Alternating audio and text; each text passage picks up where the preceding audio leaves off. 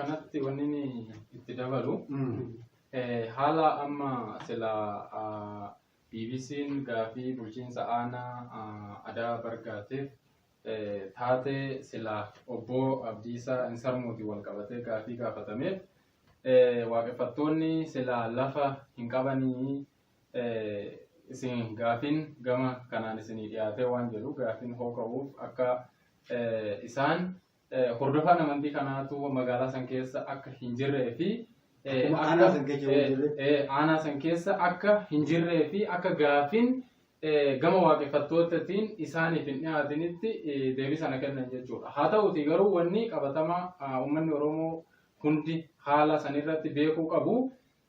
Galmi amantii waaqeffannaa malkaa birrattee erga dhaabbatee hojii amantii waaqeffannaa gaggeessuu jalqabee waggaa 8 aanaa Adaa Bargaa bulchiinsa magaalaa Mogor keessatti jechuudha. Haa ta'uti galmoonni sanaa asiillee galmi 4 aanaa san keessatti banamanii hojii amantii waaqeffannaa gaggeessaa jiru jechuudha. Kan biraa bulchiinsuma sila aanaa Adaa Bargaa keessatti teessoo bulchiinsa aanaa kan ta'e Hincinni keessatti galma malkaa Bargaa kan jedhamu gaafii gaafachaa turreen iddoo sila ijaarsa galmaaf ta'u bulchiinsi aanaa nuu kennee galma irratti ijaarrannee sagantaa keenya gaggeeffachaa jirra jechuudha. Galma malkaa Bargaa magaalaa Hincinniitti jechuudha. Kanaaf lafa awwaalchaatti hin kennamne malee bakki ijaarsa galmaaf ta'u kennamee jira jechuudha. Bakka sila awwaalchattitu hin kennamin malee jechuudha. Kanaaf hawaasa hordofaa hedduu qabu kan galmoonni hedduun aanaa san keessa jiru gaafiin gama kanaan nu dhiyaate hin jiru. Hawaasa kana hin beeku jechuun nama kana baay'ee nu saalfachiise baay'ee nu qaanesse jechuudha. Maaliif jennaan galmi erga dhaabbatee hoo xiqqaate galmoota 5 aanaa Adaa Bargaa keessa jiran dhalahaa hoo xiqqaate si'a 2 irra deebinee gaafannee jirra jechuudha. Bakka awwaalchaa jechuudha. Maaliif haala sila deemaa turre san keessatti duubni waan kana rakkoon akka kana akka dhufuu danda'u dursinee waan tilmaamaa turreef gaafii lafaa gaafachuu hin dhiisne jechuudha. Haa ta'uti bakki silaa bakka awwaalcha waaqeffattootaaf ta'u hin qabnu jedhanii bulchitoonni silaa gandaa qaboo yaa'ii qabatanii irra mallatteessanii nu kennanii xalaan nu harka jirufaatu jira jechuudha. Kanaaf gaafiin keenya erga galmoonni sochii godhuu jalqabanii ittuma turre haa ta'uti garuu haala ture san hunda bakka galmaatu nu kennee bulchiinsi aanaa nu beekee jiru keessatti hawaasa akkanaa hin beeku jechuun baay'ee hawaasa hordofaa amantii kanaa aanaa san keessa jiranii waan dallansiiseef gochaan akka kanaallee of dura akka irra hin deebine yookaan rakkoo kana kallattiidhaan furamee akka deemamuu qabuun dubbata jechuudha. Inni waliigalaa furmaan akka aanaa sanii qofatti doontaane akka Oromiyaa bal'ootti furmaanni waaraa baay'ee barbaachisaadha. Mee gara obbo Darajettiin deebi'a. Waaqeffattoonni hordoftoonni amantii biraa waliin hariiroo akkamii qabu? Akka amantii waaqeffannaatti kabaja namaaf qabna. Keenya qofatu nama keenya qofa jennata garaa warra kun gubata illee dabarsiifnee beeku. Ammallee immoo namni achi jiru sun illee keenya jennee waan amannuuf. Namni waaqeffataan ta'innis kan waaqeffataa ta'e illee qixuma laallaa jechuudha. Akka amantii waaqeffannaatti hawaasummaadhaan eenyumtu namni waaqeffataa ta'e tokko nama hin dhiibu. Wanni akkasii sun amantiin tuni waan argitee ati barnootanii fi sammuu keetiin itti amanuudhaaf fudhattu malee dhiigoomaa miti. Waan dhiiga kee keessa jiru miti jechuudha. Waan ati barnoota fudhattu. Waan ati jaalalaan itti amantu malee. Dhalootummaan garuu dhiigooma kana hin beeka waaqeffataa. Namni waaqeffataa ta'e kana waan beekuuf Oromoo ta'ee saa ta'u Oromoo saa ta'u baatu nama ta'u qofaanuu namaaf kabaja qaba jechuudha waaqeffataa. Yoo fudhanne warri Ortodoksii maaliif nu jibbanii yookaan inni waan biraatti miti kan nu jibban. Iddoo awwaalchaa waan dorgatanii yoo jenne amantii isaaniitti miti kan nu dorgaa. Achitti bakka sanitti namni tokko gaa awwaalame cubbuu addaa bana sanirraa hin qabu. Namichi du'e nama awwaalame lafa ol ka'ee amantii kana fudhadhaa jee warra du'e sana amansiisa namoo warra du'e sana kottaa amanaa jeetoo deebi'ee amansiisa jennamoo amantii san immoo ammallee ni taabota sanii achii du'an sun ka'ee diigamoo kuma takka nama godhu namni tokko. Sababiin isa godhamuu fi miseensa amantii kanaa xiqqeessuu yookaan immoo amantii kana bakka jirutti dhaabsisuu. Beekanus mootummaanis immoo wanni inni iddoo wajjin maal kenneef amantiin kun akka hin babal'anne miila isaa gabaabsu. Amantiin kun akka babal'atee ilaalchi amantii waaqeffannaa kunii fi ilaalchi uummata Oromoo kun babal'atee akka uummata bira hin geenye gochuudhaaf jecha faasilitii yookaan immoo wanta amantii kana barbaachisu dhoorgataa jechuudha. Hin beeknaa jechuudha maal bakka gurguramu. Utuma beeknu immoo uummata keenya barnootuma barsiifne lafti silaa teenya kan du'e surumatti awwaallaa. Yoo didame baadiyyaas haa ta'u bakkee adda addaa dhaqnee siin goona jennee itti deemna jechuudha akka ammaatu. Isa kana. Karaa biraatiin ammallee immoo warri tokko tokko walitti bu'iinsa uumuudhaaf itti fayyadamu qaawwa kana. Warri amantii kana diiguu barbaadan. Walitti bu'iinsaaf itti fayyadamuudhaaf yeroo baay'ee qophiidha jechuudha amma iddoo awwaalchaas haa ta'u. Amma iddoo awwaalchaa sana uummanni sun obsee achi deemuu baatee ani nan awwaala akkamitti qe'ee keerratti na dhoorgita jee warra waaqeffataatis gamana akka jara sun dhaaddatuufi akka jara sun godhatuufi akka mootummaan jara sana mirga kennee jara keenya kan mukaan waaqeffataa kana mirga dhoowwate miseensi keenya sabakii walitti buyyee kan dhaabbatu ta'uu baatee guyyaa sana namicha reeffa san dhiisee reeffa baay'ee achi ka'uu danda'a. Reeffa hedduutu achi ka'uu danda'a. Reeffa achi ka'uu sun immoo eenyudha jennee obboleewwan nuti wal ajjeesan. Nuti nama korma qopheessee midhaan bukeeffatee hawaasa yaamee hin godhatanii jee mootummaan nu dura dhaabbatee midhaan gadi naqnee horii sanis deebinee kaan gurgurannee harka keenya marannee itti dhiibnee teenyeera. Warra akkasitti moshatti waan mudate hin beektan. Iddoo baay'eetti galmoota keenyatti jila nuti jileeffanne. Mootummaan uffasaatti jila abootii jira maalutu jira oduma beeku. Hamiluma amantii hamiluma warra waaqeffattoota kana tuqee amantuma kana gadi xiqqeessuudhaaf itti yaade.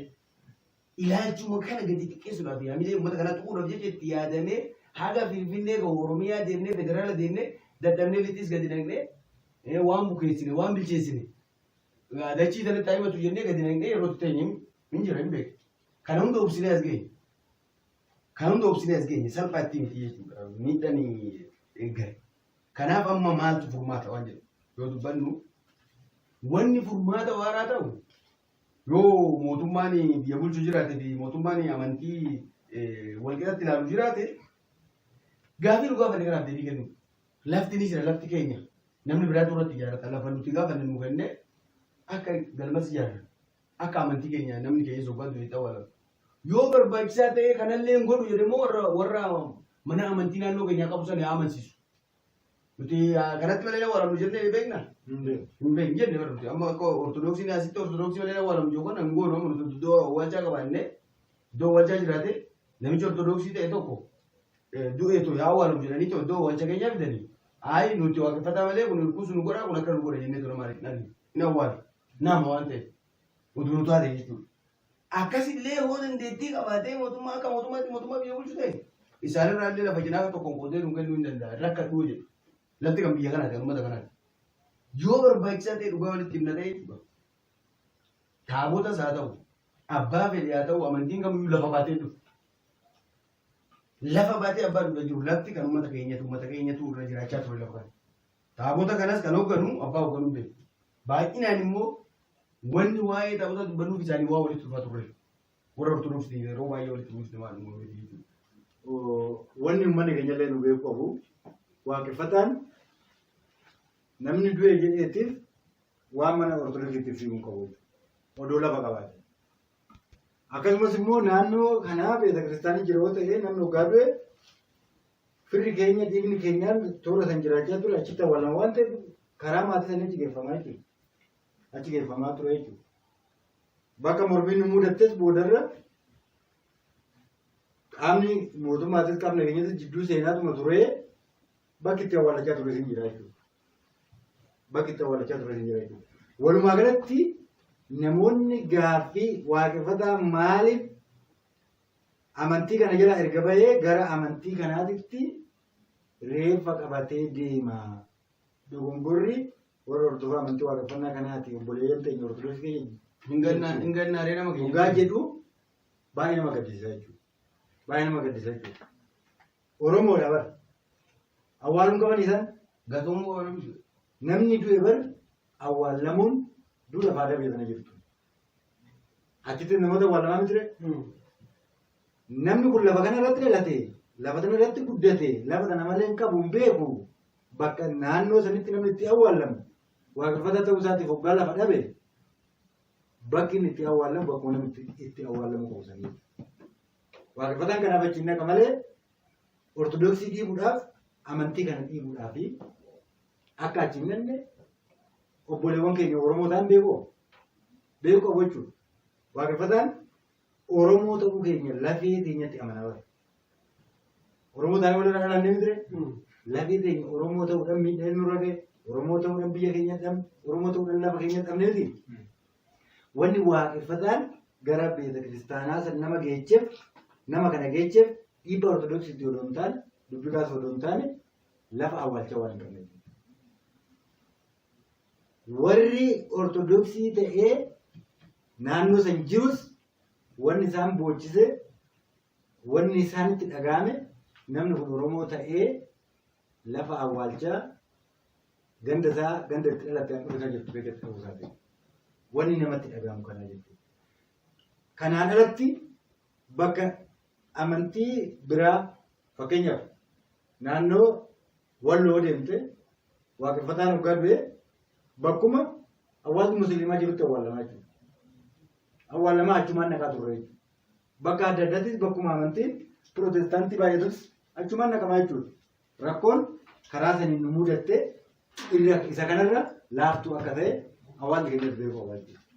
Uummanni ortodoksii ta'es waaqeffataan dubbii barbaachaaf yookaan immoo ortodoksii dhiibuudhaaf nama kana gara awwaalcha beeta kiristaanitti kan oofaa jiru hin taane lafa awwaalchaa waan hin qabnee fi namni kun immoo lafarratti awwaalamuun heera waan ta'eef gara dhannee ammallee bulchiinsi nama kana labsanii galgala guddistuu sagaleetiin iyyaa bulanii ijjatti awwaalla jedhamee gaafa hoggansi keenya wiirtuu amantii waaqeffannaa shawaa lixaa obbo Faayisaa Lammaa bilbiluu fi beetuma kiristaanii maa achi jirutti awwaalamuu qabaa jedhee dubbate jechuudha fakkeenyaaf. Dubbatee dire geechan kaa geechinaan immoo yoo qeessonni itti gaafatamtoonni mana amantaa Gabreelii sanii amananii fudhatan qofaa jedhanii waraanni lafa jirutti bulchiinsi aanaa lafa jirutti Oromoon awwaala dhabee silaasaa jaatti awwaalamu sa'aatii 12 eeguun waan guddaa nama gaddisiisudha. Waan guddaa nama gaddisiisu ta'uusaa dhaabbanni keenyas hawaasni waaqeffataattis hawaasni Oromoo guutuu biyyaarra jirus laalee jira. Kanarrattis immoo komii qaban, qeeqa qaban karaan miidiyaa hawaasaa adda addaa, karaalee miidiyaalee garaagaraattillee hayyoota hanga namoota dhuunfatitti karaa isaan danda'ame dhaamsa isaanii dabarfachaa jiru. Nus kan mara dhaabbannee takka walitti dabalu. Ayyee. Biifama wajjin gabaabuudha.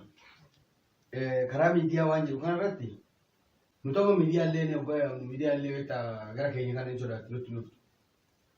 Maaliif akka waan yoggaa nu bira dhufanii too amantii waaqeffannaa kana maqaadhaanii biyya kana keessatti maqaan isaanii baduu yookaan immoo of dhabalii wayiiti. Kunillee miidiyaan illee ni jagitaatti nama laaluu qabu. Miidiyaan biyya kanaatti illee jechuudha. Ammatti rakkoo kanaaf yaa gabaasanii yaa waan tokko jaan malee nuti amma rakkina jennee jiru miidiyaatti sin iyyinu waan fedhe isaa ta'u yaa jennu malee ayyaana adda addaatti irratti gaafa ferree yoo dhufanillee waan nu jennee dhiisanii waan biraa gabaasu akka isaanii toletti. Amantii biraa garuu guyyaa ayyaana amantii sanii dhaquu maal godhuu waan baay'ee godhu jechuudha na nagara. Hin sodaatu gara keenya kan isaanillee. Mootummaa sodaatanii haa ta'u warra amantii biraa sodaatanii haa ta'u fakkii hammamee miidiyaa nama yaa miidiyaa biyya kana jiruu fi miidiyaa walabaa kan jedhamu miidiyaa baay'ee jira hin agarra. Miidiyaaleen kun maal qaba dhaabbanni hordoftoota amantii waaqeffannaa teessoo qaba. Caasaa of danda'e qaba. Gaafataniitu nama tokkorraa adamuma Bargaa san dhaqanii maatuma warra sanii san ni galmuma san dhaqanii wal dubbisan maaltu dhalata. Wanummaa miidiyuumti biyya kana keessa jirtu fakkeenyaaf kan akka OMN, kan akka OBS, kan akka ONN kun miidiyaa mootummaati miti miidiyaa walabaati. nuti illee Oromoo akka mootummaatti illee gadi qaban. kan mootummaatti illee gadi qabdu taate mootummaan immoo miidiyaa mootummaa biyya kanas illee mootummaa hin beekna yoo isaan illee waan barbaadan godhani miidiyaalee kun illee mataa isaaniitii fi waan xixiqqaa kana gadiituu ni gabaatu hin dubbatu kana gadiituu nama gaafatu kana maaliif gaafachuu didanii yoo jettee ilaalte dhiibbaa waaqeffannaa irra jiru baay'ee garuu keessuma baana boonu. Nuti akka waaqeffannaatti keessuma baana kaleessa kan kana ijaaru keessa baanee irraa waan ta'eef isaanuma galata dha waan ta'eef malee yoo ta'es jechaadha. Kanaaf ani karaa miidiyaatiinis komii guddaan qabachuudhaan akka kanatti jechuudha. Miidiyaan warri gabaasa yaa ulfaatu warri karaa dhuunfatii fakkeenyaaf onneen irratti maali kuush miidiyaan tuqeera waan tokko galata qabaa jechuudha. BBC godhee jira galata qaba. Ummanni keenya warri nu dirmatan hundi karaa miidiyaatiinis karaa adda addaati warri nu dirmatanii waasan akka dhaloota tokkotti nu dirmatan galata guddaa qabaa waaqeffataan isaanii. Taani immoo warra akka amma maqaa dhahee kuni maaliif akka isaan akkas godhaniyyuu gananullee ofillee hin gaafanna isaanumallee ni qorannaa jechuudha akka yaada keenyatti.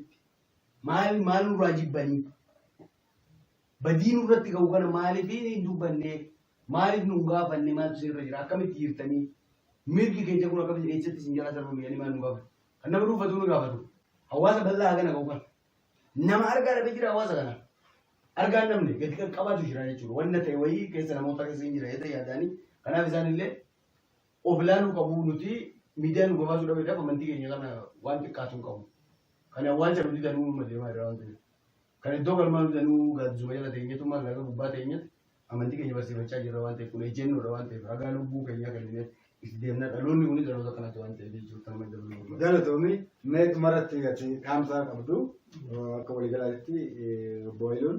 Ayyee galatooma haala jiru amma rakkoon mudate birmannaallee jira uummanni waan ofirra dhaabbachaa jira dhaamsuma jechuudha dhaamsan qabaanii amma dhaamsa waliigalaa dhaamsa warra sagantaa kana. Akka isheen hin guddanne qaamni alaas ta'e kan keessa warri mootummaan dhiibbaa godhu kana dhaabee adeemsa ijaarama Oromoo keessatti mirga keenya akka nu kabaju ofii jechuudha. Dhaamsaan qabaachuu. Dhaloonni keenya warri of ta'ee jaarmiyaa uummata Oromoo jaarmiyaa of ta'uu kana. Amantii ofii bira dhaabbatee caarraa amma rakkoo mudate kanaan caarraa kana. Deebisee sagantaa isaa akka bakka hin gaafatu akka ijaarratu. Kufaatii naayisa odoo hin taane cimina nu dabalee waan keenya irratti cimnee deebisnee dhaloota keenya ijaarree amantii keenya akka guddisnuuf akka galteetti akka itti fayyadamnu dhaamsaan qabaachuu dhaloota keenya. Waan keenya dalagaa jirra. Kanaaf dhaamsiin warra nu jaalatuuf warra nu jibbuufillee qabu kanaa jechuudha. Hojiin itti fufa. Tokkoffaa irratti silaa galtee nu mudate kun egaa rakkoo bakka sagantaa itti gaggeeffannuu fi yookaan bakka amantii itti gaggeeffannuu fi bakka awwaalcha dhabuu keenya kan ammoo kan deebisuu danda'u amantii biraa osoo hin taane mootummaadha. Kana beekee qixa amantii sila tokkotti nu ilaaluu fi tajaajila argachuu qabnu nuti. Waan Oromoo taane warra abbaa biyya kanaa warra abbaa lafa kanaa taaneef tajaajilli amantii ortodoksiitirraa ol protestaantidhaa ol musliimaa ol nuu godheennee gaafanne tokkollee hin jiru. Qixa amantii kamiitittu waan heera biyya kanaatirra jiru irra dhaabachuudhaan gaafanne waan ta'eef gaafii keenya san karaa nagaatiin karaa ifaa fi silaa tasgabbii qabuun deebisuu danda'uutu irra jiraata. Ayyee fayyaa ta'aadha. Walumaa galatti yaadni marii dhaabbanni hordoftoota amantii waaqeffannaa dhimma awwaalcha dhabuu waaqeffattootattiin guutuu addunyaa irratti dhagahamee ilaalchisee marii goone egaa gurguddoon rakkoon ture hawaasa keenyaan qixa kanaan hin geenya bal'oottis kan walitti deebinu ta'a. Kana booda waaqeffattoonni haala kamiyyuu wanni dhoksaatti oobsan dabarsan kan hin jirree fi rakkoo nutti dhufe hawaasa Oromoo maraan gahuudhaan akkaataa qajeelfama keenyatiin biyya eerabseerri jirtu yoo ta'e karaa eerabseeratiin hojii amantii waaqeffannaa geggeeffachuu akkasumas immoo galmoonni keenya guutuu biyyaarra jiran lafa awwaalchaa hin argatin parsantii 80 ol waan ta'aniif akka lafa awwaalchaa guyyaa boruutirraa kaasanii xaalayaa galfataa turan irra deebi'anii haaromsanii akka bulchiinsa aanaa fi magaalaaf ganda isaanii gaafatan dhaabnaa. Kana malees immoo lafa galmaa bulchiinsa fi magaalaa isaanii akka gaafatan dhaabnaa. Rakkoon kun odoo nu mudatin galmoota keenyaaf bulchiinsi lafa kennan haa galatoomanii kan bakka awwaalchaa kennan illee haa galatoomanii kanaa olitti horaa bulaadhaa hordoftoonni amantii waaqeffannaatiin ala jirtanis rakkoo kana hubattanii waaqeffannaan amantii nagaa amantii lafa kanaa amantii dhugaa amantii biraa hordofa jedhee nama hin qoodne amantii nama waliin jiraatu ati amantii kiyyaa mootii wajjin hin nyaadhu ati amantii kiyyaa mootii wajjin hin oolu kan hin jenne ati amantii kiyyaa mootii wajjin illee hin awwaallamu wajjin illee awwaallamte rakkoodha kan hin jenne akkuma waliin jireenyatti amanu yoo duunillee waliin awwaallamuunis akka danda'amu amantii amanuu fi dhugaa kanaaf Oromoo taanee warri Oromoo ta'e keessattuu Oromoon lafee takka waan kamiiniyyuu ilmaan abbaa tokkooti kan waliin qoodne yoo sina jeesallee jedhe waaqeffatan